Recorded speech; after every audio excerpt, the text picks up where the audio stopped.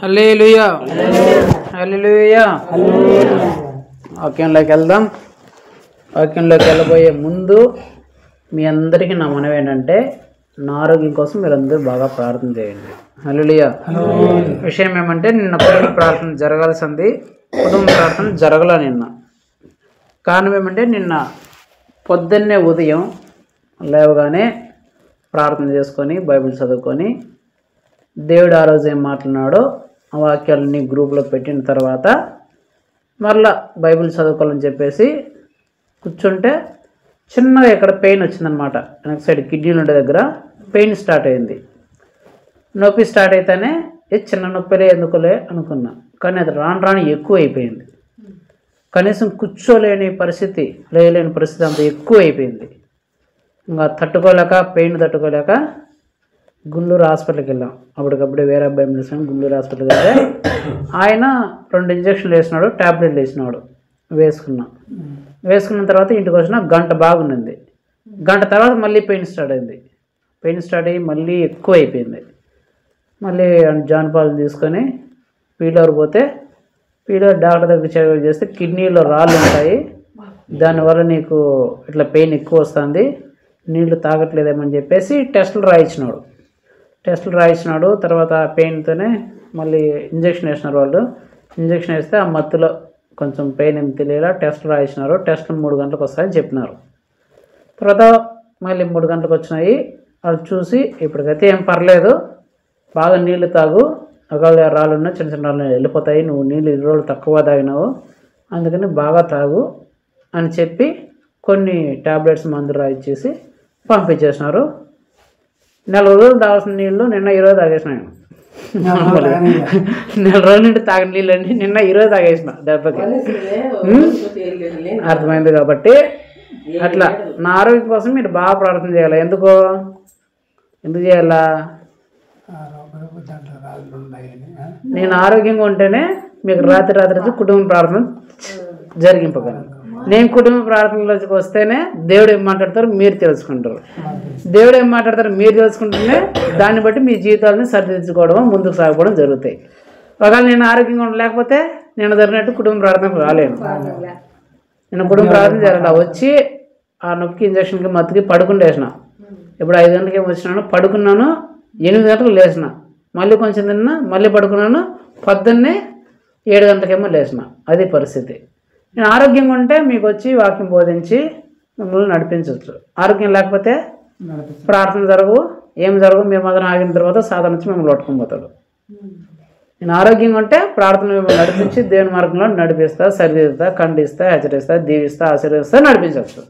ఆరోగ్యంగా లేకపోతే నేను ఇంట్లో పడుకుంటే మీరు మాత్రం హాయిగా తినేసి సీరియల్ సినిమాలు తీసుకొని పడుకుంటేస్తారు, సాధన నుంచి మీరు పట్టుకుంటారు. కాబట్టి నా ఆరోగ్యం కోసం మీరు ప్రార్థన చేయండి బాగా. ఎందుకంటే నేను ఆరోగ్యంగా ఉంటే మీకు మేలు మంచిది. హల్లెలూయా. సరే, దేవుడు ఈరోజు ఏం మాట్లాడుతూ చూద్దాం. యేసు ధ్యానిస్తున్నాం. మత్తయి సువార్త ఎన్నో అధ్యాయం? 18వ అధ్యాయం. మత్తయి సువార్త 18వ అధ్యాయంలో చివరిసారిగా మీరున్న వాక్యం అంశం ఏంటి?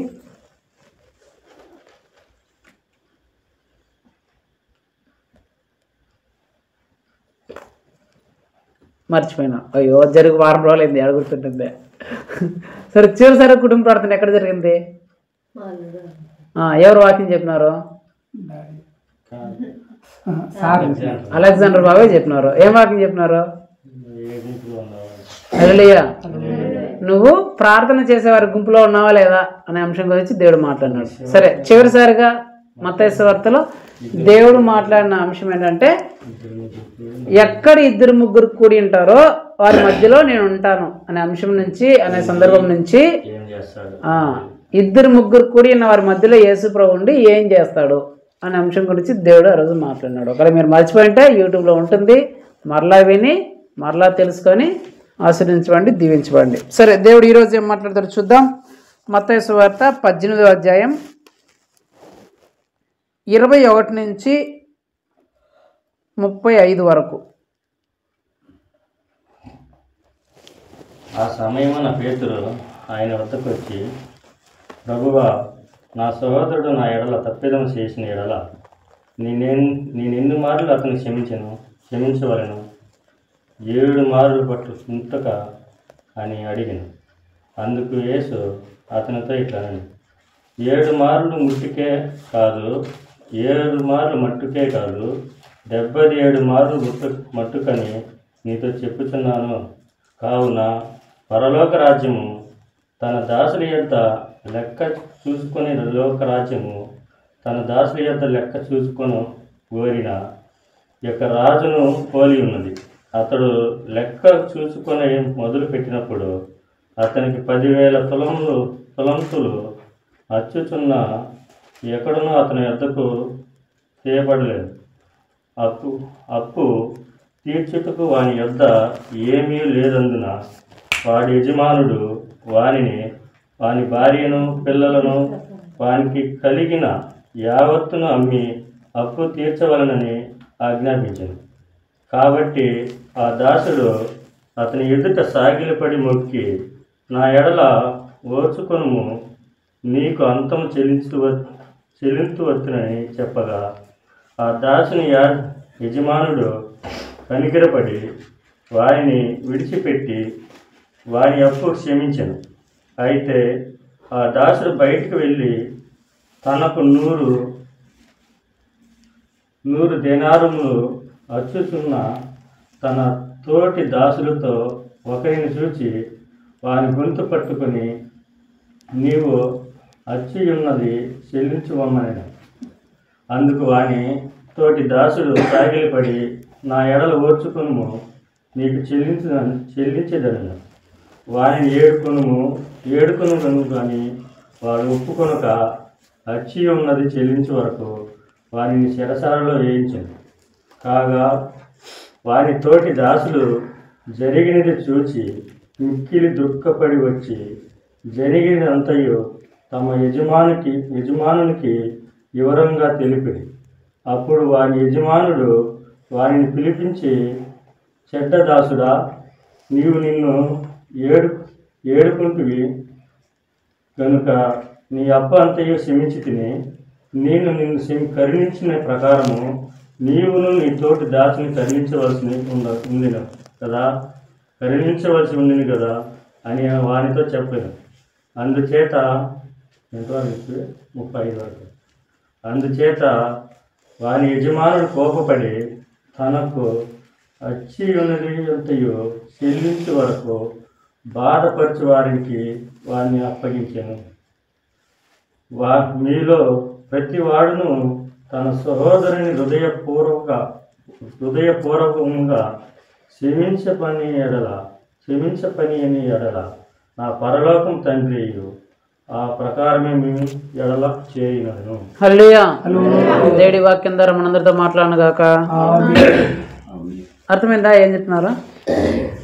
కొంచెమన్నా చదివినారు కదా, మీరు విన్నారు కదా, ఏమన్నా అర్థమైందా? ఏమర్థం కలదా? ఏమర్థమైంది? అక్కడ జరిగిన సందర్భం అంటే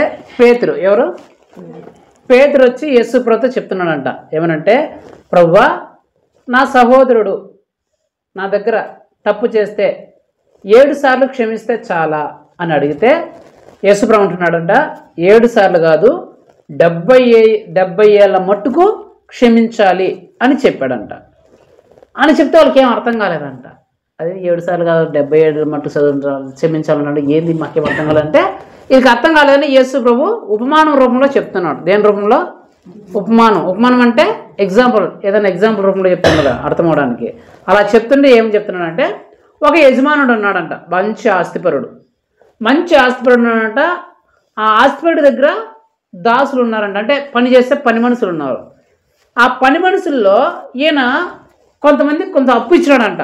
ముందే తీసుకుంటారు కదా, ఈ పని చేయడానికి ఆ పని చేయడానికి మాకు ఇంత అప్పు ఇవ్వండి అని ముందే ఇస్తారు కదా. అట్లా అప్పులు తీసుకున్న వాళ్ళు కొంతమంది ఉన్నారంట అతని దగ్గర. ఆ యజమాని దగ్గర అప్పులు తీసుకున్న వాళ్ళు చాలామంది ఉన్నారంట.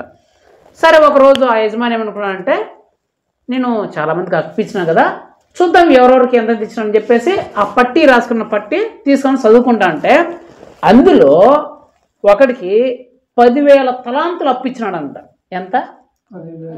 10,000 తలాంత్ అంటే, ఒక తలాంత్ అంటే ఎంతంటే 3,600 రూపాయలు. ఎంత?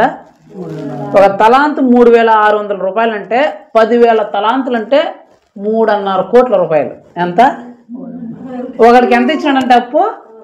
3.5 కోట్లు ఇచ్చినాడంట. 3.5 కోట్లు ఇస్తే వాడు ఇంతవరకు కట్టలేదంట. అని పిలిచంటారట. అని కేకేసి పెట్టదంటే వాడు వచ్చినాడంట, ఎరా నీకు నేను 3.5 కోట్లు అప్పించినానే, ఇంతవరకు నువ్వు తిరిగి చెల్లించలేదు. మీరు పోయి ఈయన భార్యని ఈయన పిల్లల్ని అందరినీ అమ్మేసి నా అప్పు తీర్చేయండి రా 3.5 కోటికి అని చెప్పినాడంట. ఎవరు? యజమానుడు. అప్పుడు వీడేం చేసినాడు? ఆ యజమానుడు కాళ్ళ మీద, అయ్యా తప్పు అయిపోయిందయ్యా, నా దగ్గర తీర్చడానికి ఏం లేదయ్యా, నన్ను క్షమించయ్యా, నా భార్య బిడ్డలు తప్ప నాకు ఎవరు లేరయ్యా, నా భార్య బిడ్డలు లేకపోతే నేను బ్రతకలేనయ్యా, నా ఎడలో కనికరం చూపించయ్యా, అది చూపించండి ఏడిసేసినాడంట. కాలు పట్టుకొని ఏడిస్తే, అరే ఇది ఇంత బాగా ఏడుస్తున్నాడు, సర్లే క్షమించేద్దాం, సర్లేరా నేను క్షమించేసినపో, నువ్వేం 3 కోట్లు ఏమి తిరుగుతావు, నీ భార్య పిల్లలతో నువ్వు హాయిగా బ్రతుకోపో, నేను క్షమించేసినపోరా, నువ్వు అప్పు కూడా ఏం కట్టదులేరా, నీ మీద నేను జాలిపోయినాను కనుక చూపించాను, నేను క్షమించేసినపో అని చెప్పినాడు అంట. ఇదబ్బా నువ్వు ఎంత మంచి జాలి గుండె కలిగిన యజమానుడు అయ్యా, నువ్వు సూపర్ అయ్యా, నువ్వు తోపయ్యా, తురుమయ్యా అని చెప్పేసి బాగా సంతోషిస్తా ఆనందిస్తా వాళ్ళ యజమాని పొగడేసి వెళ్ళిపోయినాడు అంటే. వీడు ఎవరు? 3.5 కోట్లు అప్పు తీసుకున్నాడు. ఆ యజమానుడు 3.5 కోట్ల అప్పు క్షమించేసి తన భార్య బిడ్డలను వదిలేస్తే సంతోషించి ఆనందించి వెళ్ళిపోయినాడు. ఇంటికి వెళ్ళిపోయిన తర్వాత ఈయన దగ్గర ఇంకోడు వచ్చాడంట. ఈడు ఎవరెవరికి అప్పులు ఇచ్చినాడో చూసుకున్నాడు. ఎవరో ఇతడు ఈ తీసుకున్న ఆ పని మనిషి వాడు ఎవరెవరికి అప్పులు ఇచ్చినాడంట. ఆడు చూసుకుంటే ఈడికి ఒకడు 100 దేనారంలో అప్పు ఉన్నాడంట. ఎంత? 100 దేనారంలోనా? 100 దేనారం, 100 దేనారం. దేనారం అంటే ఎంతంటే ₹1/2. ఎంత? 1 దేనారం వచ్చి ₹1/2. 100 దేనారాలు అంటే ₹50. వీడికి ఒకటి ₹50 అప్పు ఉన్నాడంట. ₹50 అప్పు ఉంటే అని పిలిచి, ఏమరా నువ్వు నా యొక్క ₹50 ఉన్నావు, కట్టవా అంటే, అయ్యా నా దగ్గర లేదయ్యా, నేను మళ్ళీ కడతానయ్యా. కడతావు లేదని పేక పెట్టుకున్నాడు. కడతావు లేదన్నా నా ₹50 కట్టకుండా నువ్వు ఇంత కథలు ఆడతానని చెప్పి వాడు పేక పెట్టుకున్నాడు చంపేదానికి. పేక పెట్టుకొని నువ్వు కట్టితే సరిపోయా, నేను చంపేస్తా అని చెప్పేసి ఆయన తిట్టి కొట్టి పెట్టినట్టు, అయ్యా నా ఊర్లో ఓర్చుకో అయ్యా, ₹50 అట్ట ఒకటి తిరిగేస్తాను ఒప్పుకోండి, నేను చంపేస్తా ఈ రోజు లోపల కట్టవినామని నేను నీ పేక కోసి చంపేస్తా అని చెప్పేసి ఏది పడితే అనేసానంట. ఇది చేసేదంతా ఇరతో పాటు అక్కడ పని మనుషులు ఉన్నారు కదా యజమాని దగ్గర, వాళ్ళు చూసినారంట. అరే ₹50కే వాడు చంపేయడానికి చూస్తున్నాడే అని చెప్పేసి, అరే మా యజమానుడు ₹3.5 కోట్ల అప్పు క్షమించేస్తే వాడు బతిమలాడుకున్నాడని వీడు ₹50 వాడిని చూడరా ఎట్లా గొంతు పట్టుకొని చంపేస్తున్నాడు అని వీళ్ళకి బాధ ఎక్కువ అయిపోయిందంట. బాధ ఎక్కువ వీళ్ళు గుమ్మినారా యజమాని చెప్పేస్తున్నారు, అయ్యా నువ్వేం వాడికి ₹3.5 కోట్ల అప్పు క్షమిస్తావు కదా, వీడికి ₹50 ఉండేది అప్పు వస్తే ఆ ₹50 అప్పుడు గొంతు పట్టుకుని చంపేస్తా నిన్ను, నా ₹50 కట్టినవా సరే అని వాడు ఎంత అడుక్కున్నా సరే కాళ్ళు పట్టుకున్నా సరే క్షమించలేదయ్యా, ఆ ₹50 కోసం వాడు చంపేయడానికి సిద్ధపడిపోయినాడంటే యజమాని కేకది కూర్చుంటాడంట పిలిచినాడంట. ఎరా నీకు నేను నువ్వు నాకు ₹3.5 కోట్ల అప్పు ఉండవని చెప్పేసి నువ్వు అప్పు కట్టాలంటే నీ భార్యని పిల్లల్ని నేను అమ్మేసుకుంటానంటే నువ్వు కాళ్ళ ఎలా పెడితే, నువ్వు కాళ్ళ ఎలా పడినావని చెప్పేసి ఏడుస్తానని చెప్పేసి నీ ₹3.5 కోట్ల నేను అప్పు క్షమించినాను కదా. అలాగే నీకు ఎవరు అప్పు ఇచ్చినావు, నువ్వు ఎవరికి అప్పు ఇచ్చినావు, అదెంత? ₹50. ₹50 అప్పు ఇచ్చినప్పుడు వాడు కూడా నీ కాళ్ళ మీద, నువ్వు ఎలాగైతే నా కాళ్ళ మీద పడినావో వాడు కూడా నీ కాళ్ళ మీద అలా మీద పడ్డాడు కదా. నేను ఎట్లయితే ₹3.5 కోట్ల నువ్వు క్షమించినావు, ఆ ₹50 కూడా నువ్వు క్షమించలేదా? ఈ నెత్తుకొమ్మి ఆ చీకటి గదిలో పడేయండి రా, వీడు సచ్చేంతవరకు దాంట్లో ఉండాలా, వీడు నా అప్పంతా కడితే కానీ బయటకు రాకూడదు అని చెప్పేసి ఆ నెత్తుకొమ్మి చీకటి గదిలో వేసాంట. అక్కడ చెప్తూ, నేను నిన్ను కర్ణించిన ప్రకారం నీవును నీ తోడు దాసును కర్ణింపవలసి ఉండను కదా, అందుచేత వాని యజమానుడు కోపడి తనకు అచ్చిన్నదంతయు చెల్లించే వరకు బాధపరచువానికి వాడిని అప్పగించారనమాట. పోయి ఈయన బాధలు పెట్టండి, కష్టపడ సాగొట్టండి, వీళ్ళు వేసుకొని జైలు వేసి సాగొట్టండి, వీడు డబ్బులు కట్టేంత వరకు బయటకు రాకూడదనంట. ఇప్పుడు ఈయన ఎక్కడ వేసినారు? జైలు వేసినారు. ఇటు కట్టాల్సిన డబ్బులు ఎంత? 3.5 కోట్లు జైలు వాడు తీర్చగలడా? ఆడు తీర్చేదిలే సచ్చేదిలే, దెబ్బలు తిని అక్కడెక్కడే చచ్చిపోవాలి. ఇది సందర్భం. అక్కడ అర్థమైంది సందర్భము. ఈ సందర్భం నుంచి దేవుడు మనందరితో ఏం మాట్లాడాలనుకుంటున్నా అంటే, ఒక వ్యక్తిని 7 సార్లు కాదు 70 ఏళ్ల మట్టుకు ఎందుకు క్షమించాలి?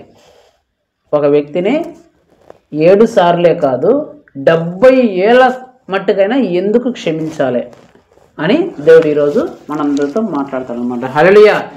పేతురు ఏమడుతున్నంటే, ప్రభువా నా సహోదరుడు లేకపోతే ఎవరైనా ఏదైనా నా విషయంలో తప్పు చేస్తే ఎన్నిసార్లు మాత్రం నేను క్షమించాలి? 7 సార్లు క్షమిస్తే సరిపోతుందా? ఒకవేళ 8వ సారి తప్పు చేస్తే క్షమించకుండా ఉండొచ్చా? 7 సార్లు క్షమిస్తే చాలనా అంటే యేసుప్రభు ఏమంటున్నాడు? 7 సార్లే కాదు, 70 ఏళ్ళ మట్టుకు క్షమించాలి అంటున్నాడు. 70 ఏళ్ళ మట్టుకు అంటే ఎన్నిసార్లు అని? 70 ఏండ్ల వరకు. ఇంకా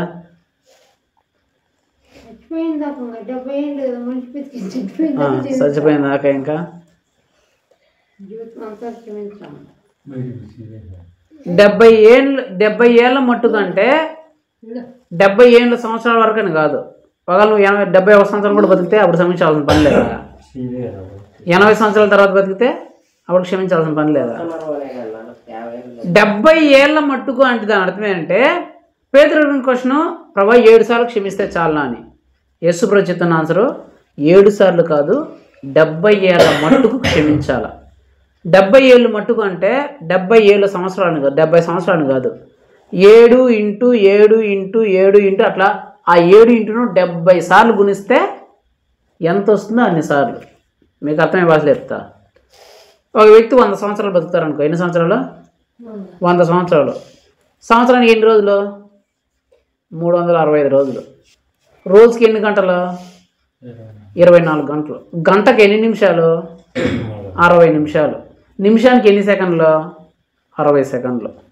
100 ఇంటూ అంటే 100 సంవత్సరాలు ఇంటూ 365 రోజులు ఇంటూ 24 గంటలు ఇంటూ 60 నిమిషాలు ఇంటూ 60 సెకండ్లు వేస్తే ఎంత వస్తుందంటే 134 కోట్లు వస్తుంది. ఎంత వస్తుంది? 134 కోట్ల సెకండ్లు వస్తుంది. అదే 7 ఇంటూ 7 ఇంటూ 7 ఇంటూ ఇట్లా 70 సార్లు వేసుకుంటా పోయినా అనుకో, 7 ఇంటూ 7 ఇంటూ అట్లా 7 11 సార్లు వేయగానే 13,000 కోట్లు వస్తుంది. ఎన్నిసార్లు? 13,000 కోట్లు. అట్లా 70 సార్లు వేసినాం అనుకో, 7 ఇంటూ 7 ఇంటూ 7 ఇంటూ 70 సార్లు వేసినాం అనుకో, కొన్ని కోట్ల కోట్ల కోట్లు వస్తుంది. ఎన్ని? కొన్ని కోట్ల కోట్ల కోట్ల కోట్ల సార్లు వస్తుంది అన్నమాట. మనం బ్రతికేది ఎన్ని సెకండ్ల? 100 సంవత్సరాలు బ్రతికినా ఎన్ని సంవత్సరాలు బతుకుతాం? 130 కోట్ల సెకండ్లు బతుకుతాం అంటే. కానీ యేసుప్రభు ఎన్నిసార్లు క్షమించాలంటాడు? కొన్ని కోట్ల కోట్ల కోట్ల సెకండ్ల సార్లు జన్మించాడంట. అంటే నువ్వు బతికే దాంట్లో ఇంకా కొన్ని కోట్ల రెట్లు తప్పు చేసినా క్షమించాలి. ప్రతి సెకండ్ తప్పు చేసినావు అనుకో, ప్రతి సెకండ్ నువ్వు క్షమించాల్సిందే. ప్రతి సెకండ్ నువ్వు క్షమించాల్సిందే. నువ్వు చచ్చిపోయిన తర్వాత సెకండ్ తప్పు చేస్తాను, నువ్వు సెకండ్ క్షమిస్తూ ఉండాల్సిందే. అట్లా నీ బ్రతుకు కాదుగా, నువ్వు ఇంకో 10 జన్మలు ఒక సపోజ్ అందరూ చెప్తారు కదా, 10 జన్మలు బతికి ఆ 10 జన్మలు కూడా నువ్వు సెకండ్ క్షమిస్తూనే ఉండాలి. అన్ని కోట్ల అయినా సరే క్షమిస్తూనే ఉండాలి. చాలాసార్లు చాలామంది వ్యక్తులు వాళ్ళు రకరకాల మాటలు అంటూ ఉంటారు, నిందలేస్తుంటారు, అవమానాలు వేస్తుంటారు, అసహ్యంగా మాట్లాడుతుంటారు. అప్పుడు మనం ఏం చేస్తాం? 1-2 సార్లు క్షమిస్తాం, 3 సార్లు తట్టుకోలేం, 4 సార్లు అస్సలు తట్టుకోలేం, చంపేద్దాం, పొడిచేద్దాం, కొరికేద్దామా అంటారు అనుకుంటారు. పేతురు కూడా చెప్పిన, ప్రభా 7 సార్లు నేను క్షమిస్తా ప్రభా, నాకు తర్వాత ఓపిక ఉండదు ప్రభా, నేను మళ్ళీ నాకు తట్టుకోలేను ప్రభా, నేను చంపేస్తా ప్రభా అంటే, ఆయన పేదరా 7 సార్లు కదరా, కొన్ని కోట్ల కోట్ల కోట్ల సార్లు అయినా నువ్వు క్షమించాల్సిందే అంట. ఎందుకు ప్రభువా అంటే దేవుడు చెప్తున్న ఉపమానం అది. నువ్వెందుకు క్షమించాలంటే అదే ఈరోజు దేవుడు మాట్లాడే అంశం. యేసుప్రభు ఏం మాట్లాడుతున్నాడు? నువ్వు 7 సార్లు మట్టుకే కాదు, 70 ఏళ్ళ మట్టుకు ఎందుకు క్షమించాలి? ఎవరైనా సరే, అది మన ఎడల ఎవరు ఎన్ని తప్పులైనా సరే చేసినా సరే అన్నిసార్లు నువ్వు క్షమించాల్సిందే. ఎందుకు క్షమించాలా అని అంటే దేవుడు చెప్తున్నమాట, ఒకడేమో 3,600 కోట్లు అప్పున్నాడు అంట. ఎంత? 3.5 కోట్లు. 3.5 కోట్ల అప్పు ఉన్నాడు, వాడిని క్షమించేశాడంట దేవుడు. వాడు వేడుకున్నాడని బతిమాలుకున్నాడని క్షమించేశాడంట. ఇంకోడేమో వాడే సేమ్ 50 రూపాయలు ఉంటే క్షమించలేదంట. వీడు క్షమించలేదు కాబట్టి, వీడు క్షమింపబడినా వీడిని ఆ యజమాని క్షమించిన, వీడు పోయి వాడిని క్షమించలేదు కాబట్టి మరలా ఆడికి రావాల్సిన శిక్ష అంతటిని ఆడి మీద వేసినాడు. ఏడమే కాకుండా బాధపరిచిన వారికి అప్పగించినాడు. వాళ్ళు ఎప్పుడు బాధలు పెడతారంట. పెట్టడమే కాకుండా ఆ 3.5 కోట్లు వాడు చచ్చినట్టు కట్టాల్సిందే. దీని అంతటి నుంచి దేవుడు ఏం మాట్లాడుతున్నా అంటే, ఇక్కడ యజమానుడు ఎవరంటే ఎవరు? దేవుడు. ఆ 3.5 కోట్లు తప్పు చేసింది ఎవరు? నువ్వు నేనే. ఏంటి? నువ్వు నేనే. ఆ 3.5 కోట్లు తప్పులు చేసింది మనమే. మనం ఏం చేస్తాం? తప్పు చేసినప్పుడు వెంటనే మొక్కలు వేసి, ప్రభా క్షమించే ప్రభా, నేను ఆ తప్పు చేసిన ప్రభా, ఈ తప్పు చేసిన ప్రభా, క్షమించు ప్రభా అని మనం ప్రార్థిస్తాం. ఏం చేస్తాడు దేవుడు? నా బిడ్డ ప్రార్థన చేసినాడు, నా బిడ్డ ప్రార్థన చేసింది, సరేలే అని చెప్పి క్షమించేస్తాడు. దేవుని చేత క్షమింపబడిన నీవు వేరే వాళ్ళని నీ విషయంలో ఏదైనా చిన్న మాట, చిన్న తప్పు చేస్తే నువ్వు కానీ క్షమించలేదనుకో, శిక్ష భయంకరంగా ఉంటుంది నీకు. ఎందుకు? మనం చేసే తప్పు ఎంత అంటే దేవుని విషయంలో 3.5 కోట్లు మనం చేసే తప్పు. ఇతరులు నీ జీవితంలో చేసే తప్పు ఎంత? 50 రూపాయలే. 50 రూపాయలకు 3.5 కోట్లు ఎంత డిఫరెన్స్ తెలిసినా? ఆ 50ని 10 లక్షల సార్లు రెట్లు చేస్తే 3.5 కోట్లు వస్తుంది. అంటే నువ్వు ఇతరులు చేసే తప్పుల కంటే నువ్వు ఎన్ని రెట్లు ఎక్కువ తప్పు చేస్తున్నావు దేవుని విషయంలో? 10 లక్షల రెట్లు ఎక్కువ తప్పు చేస్తా ఉండవు. ఎన్ని రెట్లు? 10 లక్షల రెట్లు. ఇతరులు నీ ఎదురు చేసే తప్పు కంటే నువ్వు దేవుని విషయంలో చేసే తప్పు 10 లక్షల రెట్లు ఎక్కువ. అలాంటి 10 లక్షల రెట్లు ఎక్కువ చేసే తప్పును కూడా దేవుడు క్షమిస్తున్నప్పుడు, సరే నా బిడ్డ అడిగింది, నా బిడ్డ నన్ను బ్రతిమాలను క్షమించేటప్పుడు నువ్వు కానీ ఇతరులు అనే చిన్న చిన్న తప్పులను క్షమించకపోయినావు అనుకో, నీకు పెద్ద శిక్ష వస్తుంది. చాలామంది ఏం చేస్తారంటే చాలా భయంకరమైన తప్పులు చేస్తారు దేవుని విషయంలో. గుండెల మీద చేసుకుని చెప్పండి, ఈరోజు నేను దేవుని విషయంలో తప్పు చేయకుండా ఈరోజు బాగున్నాను, ఒక్కరోజన్నా మీకు గుండెల మీద చేసుకుని చెప్పండి, మీ మాటల్లో కానీ, చూపుల్లో కానీ, తలంపులో కానీ, ఆలోచన చేసిన పనులలో కానీ, ఈరోజు నేను ఒక తప్పు కూడా చేయకుండా దేవుడు చెప్పినట్టు నేను నడుచుకున్నాను, ఆజ్ఞానుసారంగా నడుచుకున్నాను, ఎవరిని ఒక బూత్ మాట్లాడలేదు, ఎవరికి ఒక కీడు తలంచలేదు, ఒకటి చెడ్డ తలంపు రాలేదు, చెడ్డ ఆలోచన రాలేదని ఒక్కసారి ఒక్క రోజున తలంచుకోండి. అబ్బే అట్లా కాదు. ఒక రోజుకి ఎన్ని తప్పులు చేస్తుంటాం మనము, కొన్ని వందల తప్పులు చేస్తున్నాం ఒక రోజుకే. కొందరైతే వేల తప్పులు కూడా చేస్తుంటారు కొంత ఒక రోజులోనే. ఆ చూపుల్లో, మాటల్లో, ఆలోచనలో, తలంపుల్లో, చేసిన పనుల్లో కొన్ని వందలు చేస్తారు రోజుకే. వందలు చేస్తే సాయంత్రం వచ్చేసి ప్రభా ఇట్లా చేసిన ప్రభా అంటే ఆ పొర నేను క్షమించేసాను అంటాడు కదా. నువ్వు రోజుకే కొన్ని వందల తప్పులు దేవుని విషయంలో చేస్తావు. అలాంటి 100 తప్పులు చేసినా దేవుని క్షమిస్తున్నాడు కదా. మరి ఇతరులు నీ ఎడల ఏదో 1 లేదా 2 తప్పులు చేస్తారు, వాళ్ళని కానీ నువ్వు క్షమించకపోతే దేవుని ఇట్లా నిన్ను ఎందుకు క్షమిస్తాను? మళ్ళీ ఆ తర్వాత దేవుడు అదే చూస్తుంటాడు. ప్రతి ఒక్కరిని దేవుడు ఏం ఆలోచిస్తానంటే, వీళ్ళు ప్రతిరోజు ఇన్ని తప్పులు చేస్తున్నారు, తప్పులు చేసినా సరే నా యొద్దకు వచ్చి పశ్చాత్తాపడితే నేను క్షమిస్తున్నా. అలాంటిది వేరే వీళ్ళ విషయంలో తప్పు చేస్తే వీళ్ళు క్షమిస్తున్నారా లేదా, క్షమించి వదిలేస్తున్నారా లేదా అని చూస్తాడంట.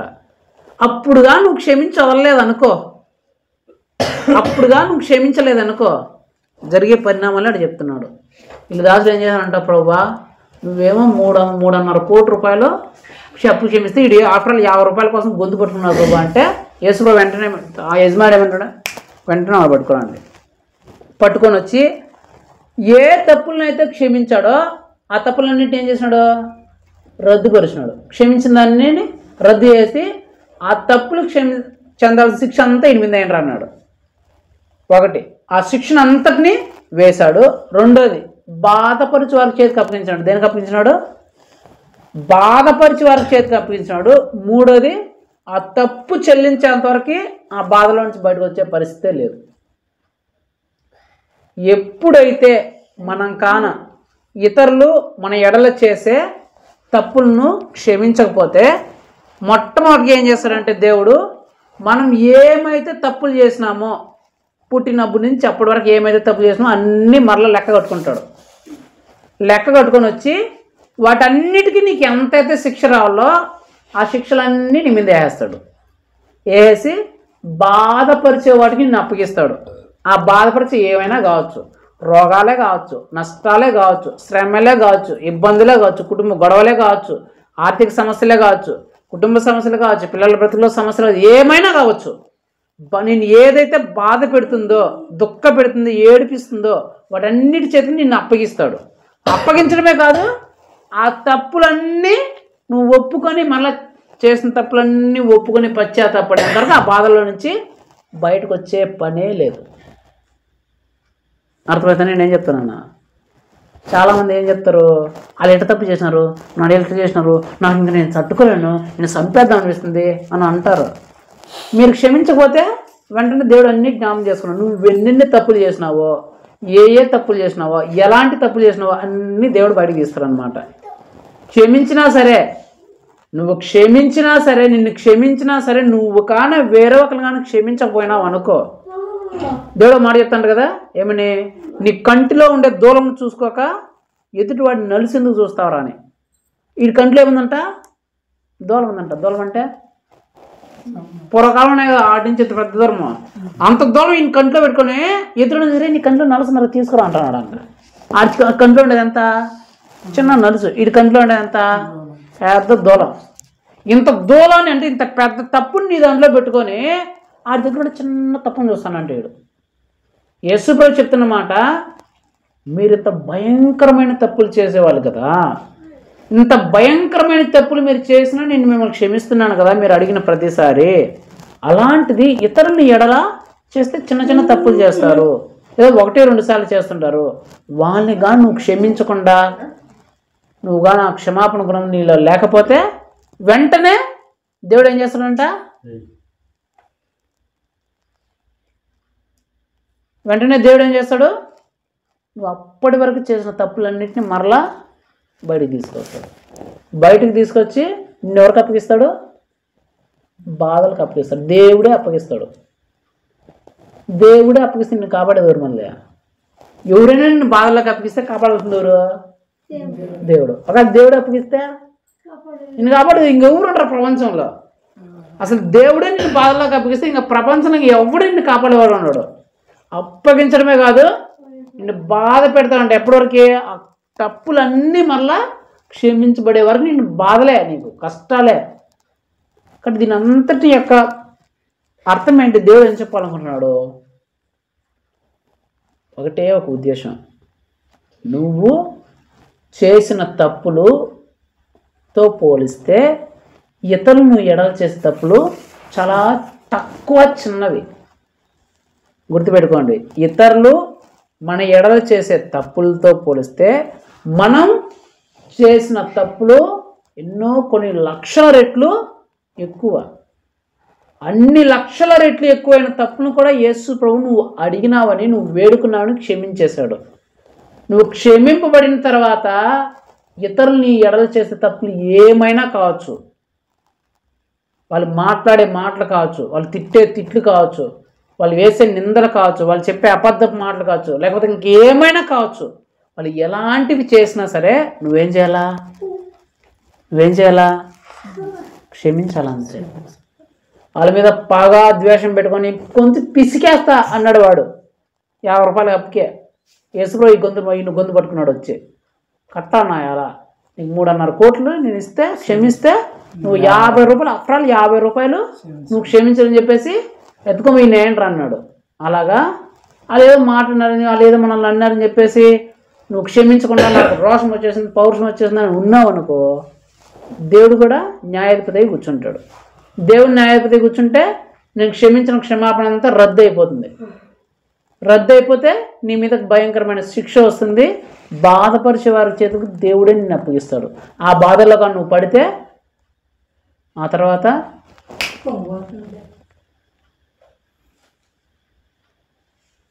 నేను చిన్నపిల్లలు ఆటలేదే, దేవుని వాక్యమా ఇష్టం లేకపోతే వెళ్ళిపో బయటికే.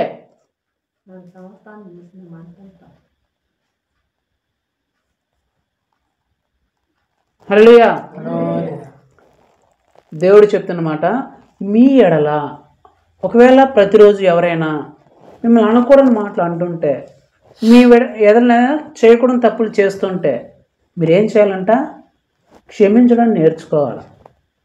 ఎందుకు? మనం చేసే తప్పులు చాలా వాళ్ళు మన ఎడలు చేసే తప్పుల కంటే మనం చేసిన తప్పులే చాలా ఎక్కువ. అలాంటి తప్పులను కూడా దేవుడు క్షమిస్తున్నప్పుడు మనలో ఆ క్షమించే గుణం ఉండాలి. ఆ క్షమించే గుణం మనకు రావాలా. సరేలే వదిలే, మనం చేసిన తప్పుల కంటే వాళ్ళు మన ఎడలు చేసింది పెద్ద తప్పేం కదనే మనసు నీకు రావాలా. మనం దేవుని ఎడల చేసే తప్పుల కంటే వాళ్ళు మన ఎడల చేసే తప్పులు చాలా చిన్నవి, అవి మైన్యూట్, వాళ్ళని పట్టించుకోవాల్సిన అవసరమే లేదనే మనసులో మనం వస్తే ఇతరులు మనము క్షమిస్తామంట. ఓ మాట చదివి వినిపిస్తాను చూడండి మీకు. లూకాసు వార్త 17వ అధ్యాయం 4వ వచనం నేను చదువుతాను, మీరు వినండి. అతడు ఒక దినమున 7 మారులను ఎడల తప్పిదము చేసి 7 మారులు నీ వైపు తిరిగి మారు మనసు పొందితినని ఎడల అతనిని క్షమింపవలను. ఒక వ్యక్తి ఒకేసారి ఒకే తప్పు ఒకే రోజులో 7 సార్లు చేసినాడు అనుకో. 7 సార్లు 7 సార్లు ఒకే వ్యక్తి ఒకే రోజులో ఒకే తప్పుని 7 సార్లు చేసినాడు. సపోజ్ ఈడే ఉన్నాడు అనుకుందాం. ఈడే ఉండి వాళ్ళ నాన్న దగ్గర 10 రూపాయలు దొంగతనం చేసినాడు అనుకుందాం. ఎంత? 10 రూపాయలు దొంగతనం చేసినాడు. ఫస్ట్ టైం వచ్చి 10 రూపాయలు దొంగతనం చేస్తే వాళ్ళ నాన్నకు తెలిసిపోయింది. ఇప్పుడు వచ్చి డాడీ తప్పు అయిపోయింది డాడీ, తీసుకున్నాడు, ఈసారి క్షమించు డాడీ అంటే వాళ్ళ డాడీ ఏం చేయాలంట? సర్లేరా ఇంకోసారి అట్లా చేయొద్దురా అని చెప్పి వదిలేస్తాడంట. సెకండ్ టైం కూడా మళ్ళీ అదే రోజులో రెండోసారి కూడా మళ్ళీ ఇంకో 10 రూపాయలు దొంగతనం చేసినాడు. మళ్ళీ వాళ్ళ నాన్న దగ్గరికి వచ్చినాడు. వాళ్ళ నాన్నకు తెలిసిపోయింది. ఎరా మళ్ళీ దొంగతనం చేద్దాను కదా, ఎందుకు నువ్వు డాడీ తప్పు అయిపోయింది డాడీ, నాకు క్షమించాడు, ఇంకోసారి చేయండి డాడీ అంటే మళ్ళీ ఏం చేయాలా? సర్లే ఇదే లాస్ట్ సార్ క్షమించా, ఇంకోసారి చేద్దు అని చెప్పేసి పంపించినాడంట. మూడోసారి కూడా దొంగతనం చేసినాడు వాడు. ఆ విషయం మళ్ళీ వాళ్ళ నాన్న తెలిసి మళ్ళీ ఎరా నీకు 2 సార్లు చెప్తే మూడోసారి కూడా మళ్ళీ దొంగతనం చేసిన నువ్వు అయిపోయినారా అన్నప్పుడు మళ్ళీ వాడు వచ్చి డాడీ తప్పు అయిపోయింది డాడీ, ఈసారి డాడీ క్షమించడం అంటే సర్లే ఈసారి క్షమించినా ఇంకోసారి అలాంటి పని చేయొద్దు ఓ అని చెప్పి పంపించేసింట. 4వసారి కూడా దొంగతనం చేసినాడు. అప్పుడు ఇలాగే వస్తుంది పెచ్చకొచ్చి నా ఎలా నీకు 3 సార్లు చెప్తే 3 సార్లు దొంగతనం చేసి మళ్ళీ కింద జుట్టు పట్టుకుని వంక పెట్టి తప్ప కొడతాడు. మామూలుగా జరిగేది అది, అంతే కదా. నీకు 3 సార్లు చెప్పినా బుద్ధి లేకుండా మళ్ళీ 4వసారి చేసి వచ్చి మళ్ళీ డాడీ తప్పు ఏమిందంట పడవడం కొడతారు కదా. కానీ యేసు ఏం చెప్తాంటే అట్ట మీరు చేయొద్దు. ఎందుకు? 4వసారి కూడా వాడు తప్పు తెలుసుకొని నేను తప్పు చేసినాను నన్ను మన్నించు అన్నప్పుడు ఏం చేయాలంట? క్షమించాలంట. అట్లా 4వసారి కదా, 5వసారి కదా, 6వసారి 7 సార్లు అయినా సరే ఒక రోజులో ఒకే తప్పును 7 సార్లు చేసినా తప్పు అయిపోయిందని ఒప్పుకుంటే నువ్వు క్షమించడానికి సిద్ధంగా ఉండాలి. అలాంటి సిద్ధమైన మనసు రావాలా. అంతేగాని నువ్వు 3 సార్లు ఉంచడానికి నేను క్షమించడానికి అసలు నాకు మనసు రావట్లే, అసలు నేను క్షమించినా నువ్వు అనుకోకూడదు. అనుకుంటే దేవుడు కూడా అనుకుంటాడు మళ్ళీ నేను కూడా క్షమించనులే. దేవుడు క్షమించాలనుకుంటే ఇంకా అయిపోయి ఆకపడతా అంతా కేల్కతం దుకాణం బంద్, అంతే మూసేసుకోవాలి మనం. కాబట్టి ఈ సందర్భం యొక్క సారాంశము దీని నుంచి దేవుడు ఏం మాట్లాడాలనుకుంటున్నాడు మన అందరితో? ఇతరులు మన ఎడల చేసే తప్పుల కంటే మనము చేసే తప్పులే కొన్ని లక్షల రెట్లు ఎక్కువగా ఉంటాయి. అన్ని లక్షల రెట్లు తప్పును కూడా దేవుడు మనం క్షమించాడు కాబట్టి మన ఎడల ఎవరైతే తప్పులు చేస్తారో వాళ్ళందరూ చేసిన తప్పుల్ని క్షమించడానికి సిద్ధమైన మనసు ఉండాలి. ఎంత సిద్ధమైన మనసు ఉండాలంటే యేసు ప్రభు కలిగిన మనసు మనకు ఉండాలి. అలాంటి మనసు ఆయనకి టూ అని ఉమ్మేశారంట యేసు ప్రభు మీద. ఎట్లా? టూ అని ఉమ్మేశారంట, కొరడాలతో కొట్టారంట, వీధిలో తన్నారంట, బట్టలు చింపేసి లాగేసి తన్నినారంట, గుద్దినారంట, కొరడాలతో కొట్టి లాక్కుని కుక్కని ఈడ్చుకోమంట ఎరుసలేము వీధుల్లో. సులువు వేసి బట్టలన్నీ చింపేసి చెరకనిచ్చి ప్రక్కలో బలంతో పొడిచినారంట. అయినా సరే ఏం చెప్పండి దేవుడు? తండ్రి వీరేమి చేయుచున్నారో వీరికి తెలియదు కనుక వీరిని క్షమించండి అన్నాడంట. వారు ఏం చేయుచున్నారో వాళ్ళకి తెలియదు, దేవుడికి తెలుసా లేదా?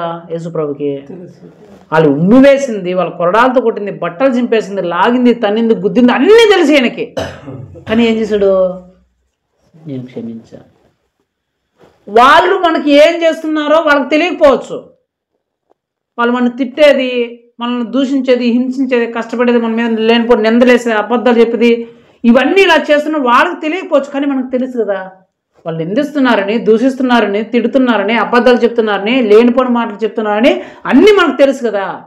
తెలిసినప్పుడు మనం ఏం చేయాలంట? వాళ్ళు ఏమి చేస్తున్నారు వాళ్ళకి తెలియదు కనుక నేను వారిని క్షమిస్తున్నా. ఆ మనసులోకి నువ్వు రాలే, యేసుప్రభు మనసులోకి. అది ఎలాంటి పెద్ద తప్పైనా సరే యేసుప్రభు చేసిన దానికంటే నీ ఎడల చేసిన తప్పులు పెద్ద తప్పులా? యేసుప్రభు ఫోన్ మగం మీద ఉంచేశారమ్మా, కాళ్ళతో తన్నారు, గుద్దినారు, బట్టలన్నీ చింపేసినారు. నీ బట్టలు చింపేస్తే నువ్వు గమ్మున అంటావా? అక్కడికి ఊరేసుకొని చచ్చిపోతావు. నీ బట్టలో ఒక చీర కానీ నీ జాకెట్ కానీ చింపేస్తే అవమానం నువ్వు తట్టుకోగలవా? ఇంట్లో ఉండి చింపేస్తేనే, ఇంట్లో ఉండినే. అది వీధిలో అందరూ చూస్తుంటే బట్టలు చింపేసినారు యేసుప్రభుని, నువ్వు తట్టుకోగలవా? మరి దానికంటే పెద్దగా ఇతరులు మన ఎడలు చేసే తప్పులు దానికంటే పెద్దగా ఉంటాయా? అలాంటి తప్పును కూడా యేసుప్రభు ఏం చేసినాడు? క్షమించేసినాడు. మళ్ళీ నువ్వెందుకు క్షమించావు అంటున్నాడు దేవుడు.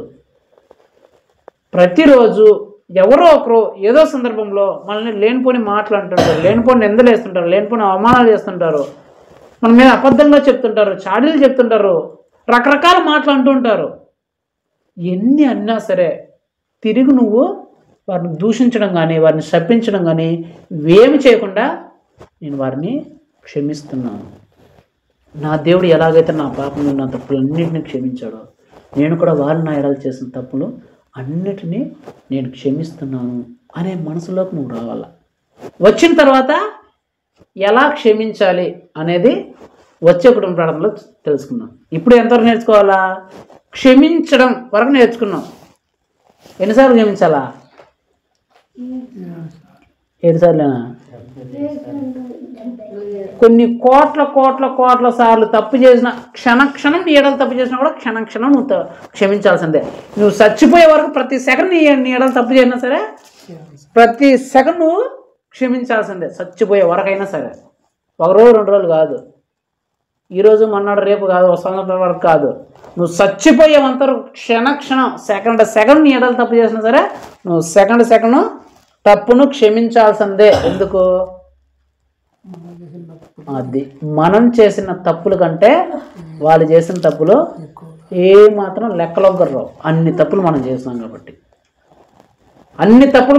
కాబట్టి వాళ్ళు చేసిన తప్పులు మనలోకి రావు. కాబట్టి ఏం చేయాలా? ఏ రోజు మన మీద గొడవకు వస్తే మనం కూడా గొడవ పడాలి. బూతులు మాట్లాడితే మనం కూడా పచ్చి బూతులు మాట్లాడాలి.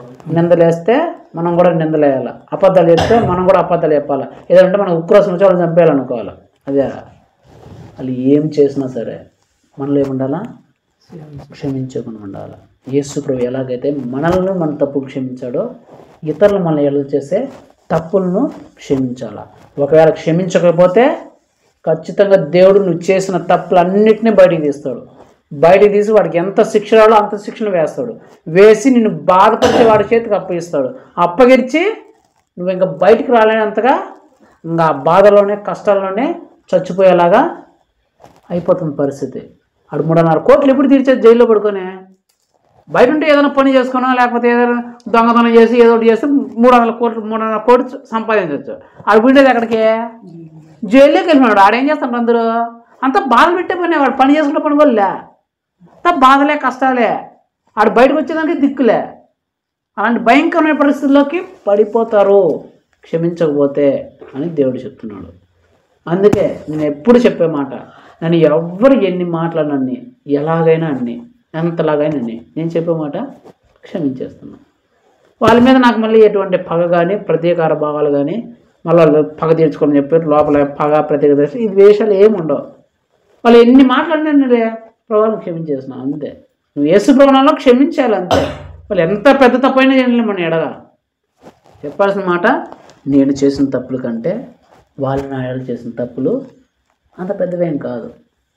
యేసు ప్రభువు నాలాంటి భయంకరమైన పాపినే తప్పులు చేసినవాడిని నన్ను క్షమించాడు, నేను వాళ్ళని క్షమించలేనా, నేను కూడా క్షమించేస్తున్నాను అని ఆ క్షమించే మనసు మనం సంపాదించుకుంటే దేవుడు నీ తప్పు ఎంత పెద్దదైనా సరే ఆయన క్షమించే మనసులోకి ఆయన వస్తాడు.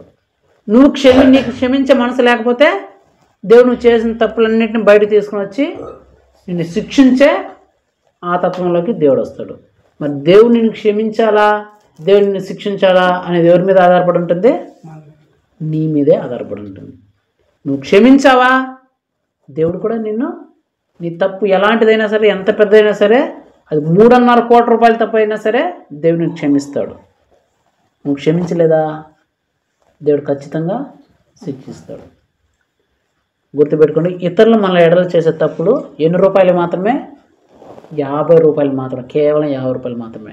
కానీ దేవుని విషయంలో మనం చేసిన తప్పులు 3.5 కోట్ల రూపాయలు. కాబట్టి ఆ 50 రూపాయల తప్పును కానీ నువ్వు క్షమించకపోతే దేవుడు నీ 3.5 కోట్ల తప్పును కూడా క్షమించడు, బయటకు తీసి శిక్షిస్తాడు. సో ఈరోజు తెలుసుకున్న నీవు ఇప్పటి నుంచే నీ పరిస్థితిని, నీ జీవితాన్ని అలాగా మార్చుకోవాలి. ఎవరు మన ఎడల ఎలాంటి తప్పు చేసినా సరే మనకు రావాల్సిన ఒకే ఒక ఆలోచన, యేసు ప్రభు విషయంలో నేను చేసిన తప్పులు దీనికంటే కొన్ని కోట్ల రెట్లు ఎక్కువ, అలాంటి తప్పుల్నే యేసు ప్రభు నన్ను క్షమించాడు కాబట్టి నేను ఈ తప్పుల్ని క్షమించేస్తున్నాను అనే మనసులోకి నువ్వు వస్తే దేవుడు ఎంత పెద్ద తప్పు చేసినా కూడా ఆయన కూడా నేను మరలా క్షమించడానికి సిద్ధమైన మనసుతో ఉంటాడు. అలా కాకుండా నీలో క్షమించే గుణం లేకపోతే నువ్వు ఎంత భక్తిపరుడైనా, ఎంత భక్తురాలైనా దేవుడు ఖచ్చితంగా నిన్ను శిక్షించడానికే వస్తాడు. కాబట్టి తెలుసుకున్న మనం, ప్రభువా నేను ఎప్పుడు నువ్వు ఎలాగైతే నా భయంకరమైన తప్పులు క్షమించావో అలాగే నేను ఇతరుల నా ఎడలు చేసే తప్పులను క్షమించాలి ప్రభువా. అలాంటి క్షమించే గుణము, క్షమించే మనస్సు నాకు దయచేయండి ప్రభు అని చెప్పేసి ప్రార్థన చేసుకుందాం. కళ్ళు మూసుకొని ప్రార్థన చేసుకుందాం. మహోన్నతుడా, సర్వోన్నతుడా, సర్వశక్తి గల దేవా, యేసయ్యా నీ బలమైన, ఘనమైన, శ్రేష్టమైన, పరిశుద్ధమైన నామం బట్టి మీకు స్తోత్రం చెల్లిస్తున్నాం ప్రభా. ఇదిగో తండ్రి, ఈ రాత్రికాల సమయంలో ప్రభా మరొకసారి ప్రభా నా ద్వారా మా అందరితో మీరు మాట్లాడిన మాటలను బట్టి మీకు స్తోత్రం చెల్లిస్తున్నాం ప్రభా. ఇతరులను మేము ఎలా క్షమించాలి, ఎన్నిసార్లు క్షమించాలి, ఏ విధంగా క్షమించాలని మీరు తెలియజేసిన విధానాన్ని బట్టి మీకు స్తోత్రం చెల్లిస్తున్నాం ప్రభా. అవును తండ్రి, ఇతరులు మా ఎడలు ఎన్నిసార్లు తప్పు చేసినా సరే ప్రభా, ఎలాంటి తప్పులు చేసినా సరే ప్రభా, ఎప్పుడు తప్పులు చేసినా సరే ప్రభా, మేము వారిని క్షమించడానికి సిద్ధమైన మనసు కలిగి ఉండాలి మీరు తెలియజేస్తున్నారు తండ్రి. అవునయ్యా, మేము మీ ఎడలు చేసే తప్పుల కంటే ఇతరులు మా ఎడలు చేసే తప్పులు చాలా చాలా చాలా చిన్నవి తండ్రి. అవును ప్రభా, వారు చేసే తప్పులతో, మా ఎడలు చేసే తప్పులతో పోలిస్తే మేము మీ ఎడలు చేసిన తప్పులనైనా కొన్ని లక్షల రెట్లు ఎక్కువ పెద్దవినైనా, అలాంటి పెద్ద తప్పులు అన్ని లక్షల రెట్లు ఎక్కువ తప్పులను కూడా ప్రభా మీరు మా తప్పులను అన్నింటినీ క్షమించారు తండ్రి. అన్ని తప్పులు క్షమించబడిన మేము తండ్రి, మా ఎడలు ఇతరులు చేసే చిన్న చిన్న తప్పులు క్షమించకపోతే మేము మరలా శిక్షకు పాత్రం అవుతామని, బాధపరచబడే వారి చేతికి మేము అప్పగింపబడతామని, ఆ బాధల్లో నుంచి బయట రాలేని పరిస్థితుల్లో మేము ఉండిపోతామని ప్రభా మీరు తెలియజేస్తున్న విధానాన్ని బట్టి మీకు స్తోత్రం చెల్లిస్తున్నాం ప్రభా. అవును తండ్రి, ప్రతిరోజునైనా మమ్మల్ని ఎందరో ఎన్నో మాట్లాడుతుండొచ్చు, ఎన్నో నిందలు వేస్తుండొచ్చు, ఎంతగానో అవమానపరుస్తుండొచ్చు, లేనిపోని మాటలు మా మీద చెప్తుండొచ్చు ప్రభా. అలాంటి వారందరినీ మేము క్షమించాలి ప్రభా. ఎందుకంటే అలాంటి వాటికంటే మించిన భయంకరమైన తప్పులను, పాపములను ప్రభా మీ ఎడలు మేము చేసినప్పటికీ తండ్రి, మీ ఎద్దకు వచ్చి వేడుకున్నప్పుడు తండ్రి మీరు వాటన్నిటినీ మాకు క్షమించారు కనుక నాయన, ఇతరులు మా ఎడలు చేసే తప్పులను ప్రభా మేము కూడా ఎల్లప్పుడూ క్షమించే సిద్ధమైన మనసును మాకు అందరికీ దయచేయండి ప్రభా. ఇతరులు అనే మాటలను ప్రభా వాటిని బట్టి మేము ప్రభా బాధపడకుండా, పగ పెంచుకోకుండా నాయన ఎల్లప్పుడూ వాళ్ళని క్షమించడానికి సిద్ధమైన మనసు కలిగి వారమే ప్రభా. ప్రతి క్షణం వారిని క్షమించడానికి మేము కృప చూపించమని బ్రతిమలాడుకుంటున్నాం తండ్రి. అలాంటి క్షమించే తత్వాన్ని ప్రభా మాకు దయచేయమని బ్రతిమలాడుకుంటూ ఇదిగోనైనా ఇంకా రాబోయే కుటుంబ ప్రార్థనలో ప్రభా ఏ విధంగా క్షమించాలి అనే అంశం గురించి మీరు మాట్లాడబోతుండగా ఆ అంశం గురించి కూడా ప్రభా ముందుగానేనైనా జ్ఞానం కలిగి ముందుకు సాగిపోవడానికి సహాయం దయచేయండి ప్రభా. ఈ రోజు వరకైతే ప్రభా ఎలా క్షమించాలి, ఎన్నిసార్లు క్షమించాలి అని మీరు తెలియజేసిన విధానాన్ని బట్టి స్తోత్రం చెల్లిస్తున్నాం తండ్రి. రాబోయే కుటుంబ ప్రార్థనలో ప్రభా ఏ విధంగా క్షమించాలనే విషయాన్ని గురించి మీరు మాట్లాడబోతున్నది మీకు స్తోత్రం చెల్లిస్తూ ప్రభా, ఇంతవరకు మీరు నడిపించిన విధానాన్ని బట్టి మీకు స్తోత్రం చెల్లిస్తూ, కూర్చున్న ప్రతి ఒక్క బిడ్డలకి నైనా, రాలేని ప్రతి ఒక్కరికి నైనా, మాటలు వింటున్న ప్రతి ఒక్కరికి నైనా, ప్రతి ఒక్కరి హృదయాల్లో క్షమించే మనసు వరకు వచ్చేలాగున మీరు కృప చూపించని బ్రతిమలాడుకోవచ్చు తండ్రి. మా దేవుడు, మా ప్రభువునైనా యేసుక్రీస్తు యొక్క పరిశుద్ధమైన నామములో అడిగి వేడుకుంటున్నాం మా పేపర్లో తండ్రి. ఆమేన్. నా ప్రాణమా యెహోవాను సన్నతించుము, నా ఆత్మ సమస్తము ఆయన పరిశుద్ధ నామమును సన్నతించుము. నా ప్రాణమా యెహోవాను సన్నతించుము, ఆయన చేసిన పనులు దేవుని మరొకము. ఆమేన్. మన తండ్రి అయిన దేవుని ప్రేమయు, ప్రభు యేసుక్రీస్తు యొక్క కృపయు, పరిశుద్ధాత్మ దేవుని అన్యోన్య సహవాసము ఇప్పుడును ఎల్లప్పుడూ ఇక్కడ కూడి ఉన్న ప్రతి ఒక్కరితో పాటు, మరి ముఖ్యంగా ఎలాగైతే యేసు ప్రభు వారు నా భయంకరమైన పాపములను, తప్పులను క్షమించాడో అలాగే ఇతరులు నా ఎడలు చేసే తప్పులను క్షమించడానికి నేను కూడా సిద్ధమైన మనసు కలిగి ఉంటానని తీర్మానించుకున్న ప్రతి ఒక్క బిడ్డతో సదాకాలం తోడై నడిపించి దీవించి ఆశ్రయించి బలపరిచి స్థిరపరిచిన దాకా ఆమేన్. హల్లెలూయా హల్లెలూయా హల్లెలూయా.